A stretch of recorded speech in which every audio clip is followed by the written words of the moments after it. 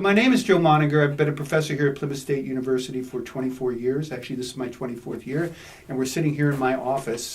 This is where I spend a lot of my time and have conferences with students.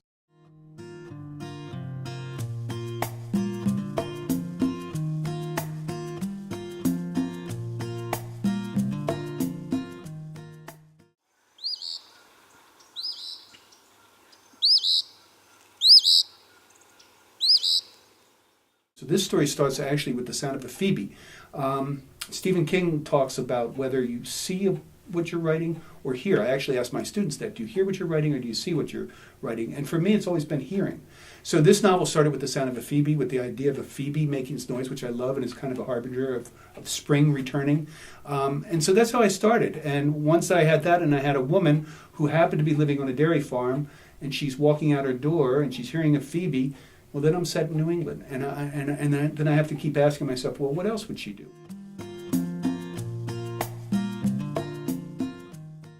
Well, biosolids doesn't seem like such a reach to me. It's just a fact of life here in New England. People use them. The university has had them up here. I'm good friends with the horticulturalist. He's always had a relationship with the different entities that could provide him things. It enriches the soil. It's a good product. We have to do something with it. So it's kind of a win-win situation all the way around. And I've used them in my own home. So it wasn't a foreign concept. It's not as if I inserted a little green man in there or something. I mean, this is just everyday life in New England. So I'm just going to read a brief section where the first ever mention of biosolids in the history of literature. And this is when Ben, who is the grandfather and the father to the man who's injured, is speaking to the woman, the lead character who's down in Washington, and they're talking about what happened that day on the farm. She heard the phone clatter down, then Ben picked it up. He's in a whirl, she said about the grandson. That kind of day around here, Noel Grumman came over from the county and wanted to talk about using biosolids out on the 2 North Apple Meadows. We walked it, and Gordon came along. I thought he was tired out, but I guess I thought wrong. What did Grumman say? Oh, a lot of state talk. They're looking for sites where they can spread the biosolids and get them out on the landfills. Has to be at least 20 acres. We have about that up there. Some activists are worried about heavy metals, mercury mostly, and selenium, but I don't know. We don't graze the livestock up there. It's all apples. Do they pay something? Yes, but not much, but they do. We more or less leave the field empty for one summer. There'll be some smell, but it's supposed to be safe, and it's good for the soil if we ever want to use it. Well, Noel's a trustworthy sort. I've always thought so. And that's where it ends. There's a second section where Margaret's best girlfriend is calling in, and they're kind of talking about the day's events. And biosolids is mentioned again.